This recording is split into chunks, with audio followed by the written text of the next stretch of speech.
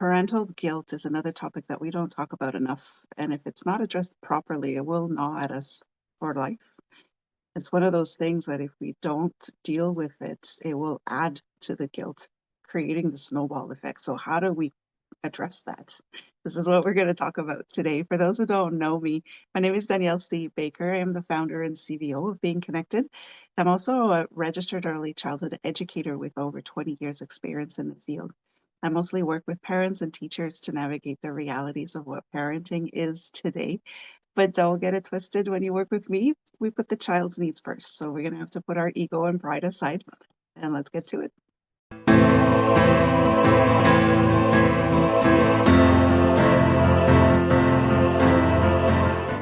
Hello, hello, and welcome to the Talk to Danielle podcast. I am your host, Danielle Baker. And before we get started, be sure to like, follow, and subscribe to whichever channel you're listening and watching from. And of course, this is season 3. So I do invite you to go back to the previous 2 seasons to see if there are any topics there that really speak to you and kind of reflect your reality of what you're going through now. So you can have a look at those seasons as well. Now, I'm going to jump right in. This is a topic when we're talking about parental guilt, is a topic that I struggled with a lot, especially when I was writing with my book. And it's actually one of the reasons why it took me longer to get my book out than expected, because as I was building this guide to help parents show up as they want as a parent, I started seeing where I lacked in my parenting when I was in survival mode. So this is very important to understand that depending on your realities, you do go through these moments where you do go into survival mode with stress, anxiety, and any other circumstances that are being dumped on you throughout your life. And that does affect your parenting in one way or another. And then once we pass that wave, we feel guilty about how we reacted and how we showed up for, or maybe not show up for our children. And I dealt with that when I was writing the book, and it wasn't easy. So the information I'm going to share with you in this episode is, has a lot to do with how I coped with it, and it's not perfect. I'm still working through it. But I realized like one of the toughest things for me was that in my work, I've helped thousands of families and thousands of parents to show up the way that they want to as a parent and to make sure that they are not transferring over some of their wounds onto their children. But I wasn't able to do it for my own children. Or I lacked it when it came to my own children. And this is where I realized that the survival mode uh, is tough because your brain is not able to go into that. Oh, I don't want to scar my child for life. You're just surviving. So it was very tough.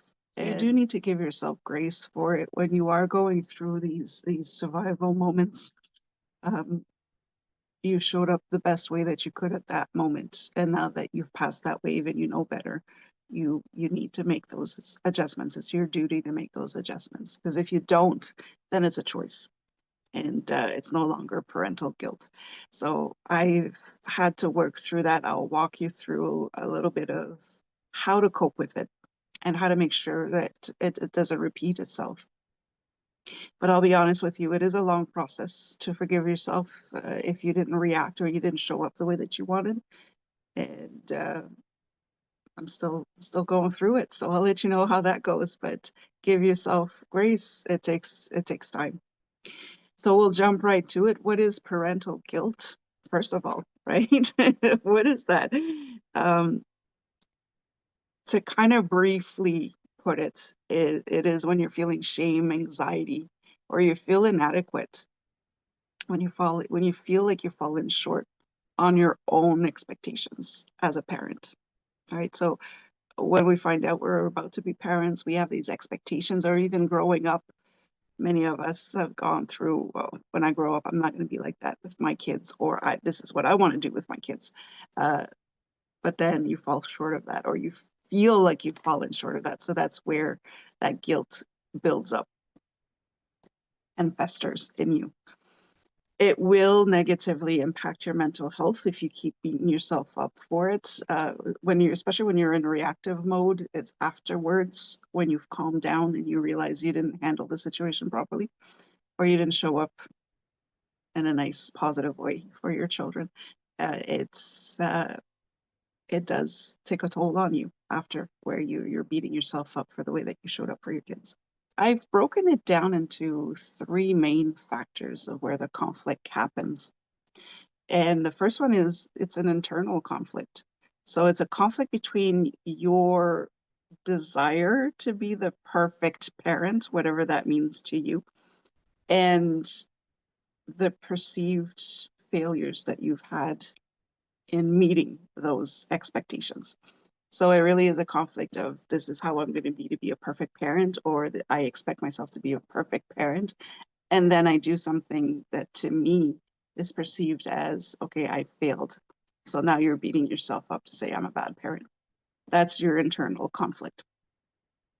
The second one is the societal or family pressures. We have a lot of pressures, especially as new parents, coming in from everybody, from social media, from the news, and from our own families. There is that pressure of holding up the same family values that may not work for you.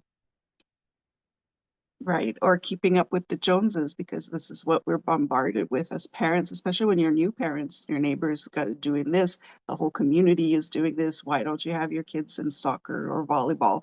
Why aren't you walking around and matching outfits all the time? So that pressure comes very harshly, and it feeds into that first part of the internal conflict where you're coming in expecting to have meals prepped, the house clean, cute little matching outfits, and you have all your stuff together, but you really don't. And let's be honest, that's just not realistic. So that is a huge one when it comes to adding on to your parental guilt, is that society pressure or family pressure. So the side note for that, because this family pressure comes in very strongly. So whether it is your own family or your other parents, the other parent's family, where they're saying they will come across as their way is the perfect way to show up as a parent. Before you start beating yourself up, just remember that you are partnered up, especially if it's your partners or the co-parents family. You're partnered up with one of their kids. And how well is that going for you? Right? How well did their parenting work in your situation? Because if you're feeling guilty as a parent, that means that your partner or the co-parent is not supporting you in helping you relieve that guilt. It basically is, it's all on you at this point. So there's been a lack there. Don't compare yourself to the in-laws. Don't compare yourself to your own parents. Your own parents will somehow tell you how great they were, and you're thinking back going, wait a minute, that's not the childhood I remember. So just keep that in mind when it comes to family pressure. Society pressure, stop listening to them. Nobody's bragging about how they're messing up their kids, right? So, and also don't forget that, especially for influencers that are on social media, just remember, no matter how perfect life is, again, nobody's bragging about how they're messing up their kids, but if their kids are in there all the time with them on social media, then they are the type of parents who are exploiting their children for monetization. So they are those parents. Question is, do you want to be that parent? And there's also the fact that it does take time to create content. It does take time to grow a following. So all this time that they're spending on it, they're not showing up for their kids. Keep that in mind as well. So those perfect parenting influencers, start asking, are they really as hyped up as they appear to be? So stop comparing yourself to them. The last one, of the third one, is the self-blame, where we start blaming ourselves for the fact that our children are struggling, or if they get negative outcome. This is very common for parents who have children that may not be as healthy as they expected them to be. So even if it's a physical illness, or if it's a neurodivergent thing where they get a diagnosis and now they're beating themselves up for it. So whenever their children are failing at something or they're struggling with something, especially for those children that are or may be socially awkward, parents will feel guilty that the fact that they're not making as many friends as they want to, they're getting picked on. It builds up into anger, which then makes you more reactive, and then you beat yourself up even more for being that parent. So it is a huge thing as a parent to blame yourself for the struggles that your child is going through, even though it's something that could be completely out of your control. You had nothing to do with it, but you want to fit that perfect parent mold so much that you're beating yourself up for those circumstances. So that will add fuel to the fire as well when it comes to parenting guilt. So those are what I would say are the three major reasons why we end up getting into that parental guilt. But I'm going to walk you through four causes of that. What causes that? Why is it that some of us will go through these and they be able to let that go and keep focusing on just becoming a better parent as we're learning? But some of us get stuck on it and we just get harder and harder on ourselves. So I'm going to mention four. Those are the main ones as well. But I think they show up in many of the families that I've worked with and myself specifically. But they do show up in one way or another. The first one is perfectionism. No, we struggle with that a lot. Is we just create this unrealistic standards of being the perfect parent or being better than our parents or showing the community how great we are. And so that is a very negative thing to be, or a place to be, because with this perfectionism, now when you're a perfectionist, you just want to, everything needs to be perfect. And that will drive you insane, literally, and it will drive your children insane as well. So we need to address that very specifically is when you start asking yourself, okay, what's causing this? Why do I feel guilty? Why do I feel that shame? Why do I feel inadequate? If perfectionism comes up, if you are a perfectionist, know that that is one of the main reasons why it's affecting your parenting. I always say that what you don't heal in yourself will show up in your parenting. And being a perfectionist is a huge thing that you do need to work on yourself. You do need support and help to get over that so that you're not transferring this trauma over to your child. So perfectionism is definitely a huge cause for parental guilt because you've created this unrealistic standards that you're trying to live by, and you're focusing on that as opposed to focusing on being present with your children. The other main cause, and that's a huge one, that's one that I struggled with a lot, is balancing responsibilities. You're not just a parent, you are a wife or a husband or a partner. You work, you have responsibilities within your community, so that the lists adds on, right? You're a sibling, you're a child that needs to care for your aging parents.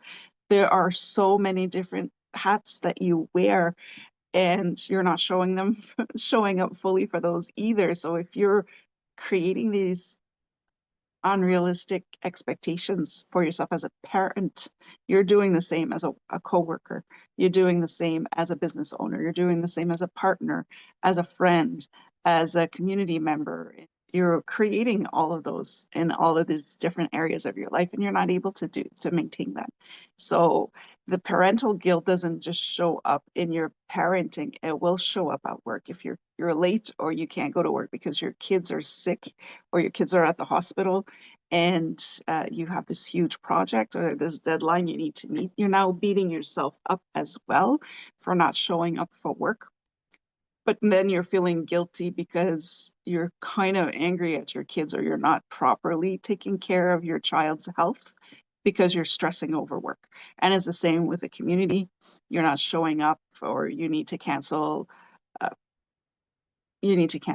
plans, things like that. Whatever it is that's showing up for you, it shows up in everything as a parent, and it will affect you quite a lot if you don't get that in check. So reevaluate where you're putting your energy, if that's and why you're putting your energy there, what is more important to you, so that you can help yourself not put extra stress on you in the other areas of your life. Another cause, which I mentioned in the reason, but it is huge, is if your child struggles. So if you're one of the parents where your child is not as healthy as you expected the child to be, you will blame yourself for the struggles. You may get angry. Why is this happening to my child? Why is this happening to me? Especially if you are a perfectionist as well. So now we're blending the causes. uh, this was not what I signed up for, right? That's what it comes down to. So you will feel guilty if your child struggles. You're putting that stress on yourself. You're trying to fix something that you can't fix. Your child has to learn. So instead of taking that on, you need to support your child. And that can be hard because now you're thinking that I'm not a good parent. I'm not able to help my child in this situation. And so that builds up very quickly. You'll feel alone. You don't feel like you have the support from your surroundings as well. So that'll just add on. And you'll feel guilty for being angry about it or for being upset or all of the other emotions that you go through will add on to the guilt. So that one is a huge one as well. The the other cause is one that I was struggling with as well, and I still do, is remembering past mistakes. So you will react, like I mentioned before, sometimes to certain situations that you were not too proud of because you were in survival mode, because you were stressed out, because, so many reasons, right? But eventually we snap and we react and we don't like the way that we reacted or showed up for our children, and that will come back to you. That's one of the main things that I went through when I was writing the book, is all the times that I just see it now. I couldn't see it then, but I see it now that I really didn't show up the way that I wanted to. I only showed up the way that I could at that moment. So that is a huge one as well, where you're remembering past mistakes. And those memories are going to resurface once in a while. You're just going to cringe. It's normal, but give yourself grace. Now that you know better, you can do something to make sure it doesn't happen again. But you will need to learn and work on forgiving yourself so that you can get past that and it doesn't fester in you, because it doesn't get better over the years. And it just because your kids are grown, like in my situation, my kids are grown, but I'm still a parent. They're still my children. And I still beat myself up for some of the stuff that I wasn't able to do for them when I was struggling. So give yourself grace for that one, but it is a huge cost when you start remembering. I've worked with parents who were when they were going through recovery or before they decided to go in recovery, and now that they're clean, they realize how they showed up, and now they're really beating themselves up for it. If you were in a toxic relationship and you finally get yourself out of that relationship and now you're beating yourself up for giving your children a toxic other parent, which is in itself, that will be on a whole other topic. But we take that on. We feel guilty for our mistakes, and that transfers over to our children. So this is why we need to work on that and make it better. So I'm going to leave you with this one last thing of how do we cope with that? Because like I said earlier, I I'm not fully recovered from some of the guilt that I've put on myself. And I don't know if I ever will, to be honest with you. I'm going through it. It's better. But how do you cope with that? So the first thing that I would recommend, or that I suggest, or that I work with, is challenging those negative thoughts. So you have this negative energy, this negative thought, challenge it and turning it into a positive. So it's very easy for us to focus on the things that we've done wrong. And if we can switch it into what have I done right, right? What have I corrected? That's going to help you a lot. But it is a muscle to work. Like I said, it's a lot easier to remember the bad things as opposed to remembering the good things. So this is actually why I created the Parenting with Gratitude journal that I have. It is available. You can always message me if you want a copy. But it's to focus on the good things. We always focus about what the child did to annoy us, or what we're going wrong, or what the co-parent did, or what the in-laws did, or what the co-workers did. So let's focus on, in the morning, how do I want to show up? What is my child doing great? Looking at the positive things will help you switch that, so you move away from the guilt And it's also showing your child how to manage that so that they don't have to go through it when they get older. So acknowledge the negative thought and switch it into something positive right away, into your positive self-talk as well is so important. Just remember that you may not have known better, whatever the situation is, but you do now. So you can change that now. You can stop it from there. Now that you know better, you can move on. And if you choose not to, then it's a choice. Another way to cope is you need to focus on the bigger picture. Parenting is a marathon. It's not a sprint. It's a long-term thing. Like I mentioned, my kids are grown. I'm still a parent. So it's a marathon. It's really a long-term thing. So stop focusing on, I mentioned marathon. So stop focusing on how you messed up on mile 8, right? Or that you didn't train or didn't eat the right carbs on the day before your marathon. Don't focus on that, but focus on the finish line. Focus on the bigger picture. That's going to help you as well to eliminate that guilt. You have to remember that mistakes are normal. We are human. Especially if you're comparing yourself to your parents, just remember that this kind of exercises will make you realize that your parents were also just trying to figure it out as they went along. They weren't as perfect. And this is one of the things in these unrealistic expectations is as children, we believe that parents and adults are perfect. We have to, it's a survival thing. They're taking care of us. They're keeping us alive. They're they're helping us when we're sick. So of course they're not they can never do anything wrong. So we believe that parents are perfect, and we bring that into adulthood. When we become parents, we're expecting to be perfect. But then we realize that it's impossible. And then we realize that our parents were not perfect, and it just snowballs from there. So just remember that mistakes do happen. It's how you handle the mistake that makes a difference. Keep that in mind. Another thing that you can do is prioritize self-care, but now be careful. I don't like that term self-care because a lot of people are using it as a way to escape from their responsibilities, right? Instead of dealing with the situation, oh, I need time off. I need to go for a hike. I need to go for a walk. So just make sure that it's not avoidance. It's self-care. If you're not true to yourself, it's also not helpful. You're just adding fuel to the fire again. So make sure that you find what recharges you, what gets you out of your rut, and set those boundaries that you need to set with the family, with the community, with work, and with your own children as well, to make sure that you stay solid so that you can be a solid parent as well. So don't get trapped into self-care. It does self-care is not about masks or a day at the spa or a massage. It can be. But if you're going away for the weekend to get away from home, that's not self-care. That's avoidance. So be careful with that because the term is not used properly. You need to seek support. You need that support system. You can't do it alone. Parenting was never meant to be done alone. That's why you had a village. So you can build your own village. It's not your actual village, but find the people that will help you. Find where you need the help the most and find people that can support you with that.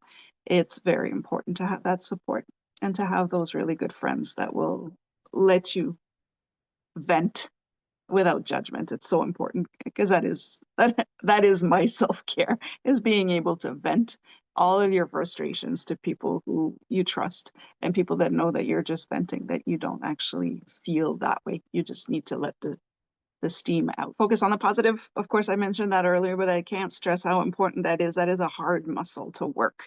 It really is. So keep focusing every time you have a negative thought about yourself or your parenting or your children. Flip that around and say, oh no, I'm not falling into that trap. Again, that's why the journal is so helpful, because you do this every day. You're working out that muscle every day to be able to build it. And just because you're listening to this episode and we're almost at the end and you actually made it to the end, comment, journal, and I will send you a free digital copy of it so you don't have to go out and buy it. So if you're still watching, thank you. I do appreciate it. And it shows that you are taking this seriously. So just comment, journal, and I will contact you so that I can send it to you, a digital copy. All right. We just want to help as much as we can, right? The last thing you can do to cope with your parental guilt, this is a huge one, especially now, is to limit your exposure to unrealistic expectations, especially in social media or just regular media. So cut those out. You don't need to be watching the influencers. You don't need to be listening to all of the podcasts on parenting. Choose the ones that work for you. Choose the one that are neutral and objective, right? And just remember that nobody's bragging about how they're screwing up their kids or how bad they are as parents. And keep that in mind, that vision of these people have their shit together, excuse the language, but that's really what it feels like when you're a parent. Some that are great, I'm not bashing on everybody here. There's some that are great, but find those. Find those to make sure that you're getting the right information, that you're getting the right image of what you should be focusing on, and find out what works best for you, right? Kind of drown out that background noise. So I hope this was helpful. Again, like I said, this is a long recovery when you're dealing with parental guilt, and really do go easy on yourself. It's hard. Those are your babies. This probably the only people you love unconditionally. So it's hard when you know that you've hurt them unintentionally, and work with it, work with those coping mechanisms, get the help that you need. I'm here to help. So again, if you watch this all the way through, you can contact me. I will also add my email address. So you can just email me if you don't want to comment on a public platform. Email me at danielle@beingconnected.ca. I'll leave it in the description. And just send me an email to say I'd like a copy of the journal, and I will send it to you for free. I'll send you a digital copy so you can start working that positive muscle as a parent. So I want to thank you again for watching all the way through. If you have any questions, you can always ask. I'm here for you. And don't forget to like, follow, and subscribe to whichever channel you're listening or watching from. Until next time, stay safe, stay awesome, and we'll talk soon.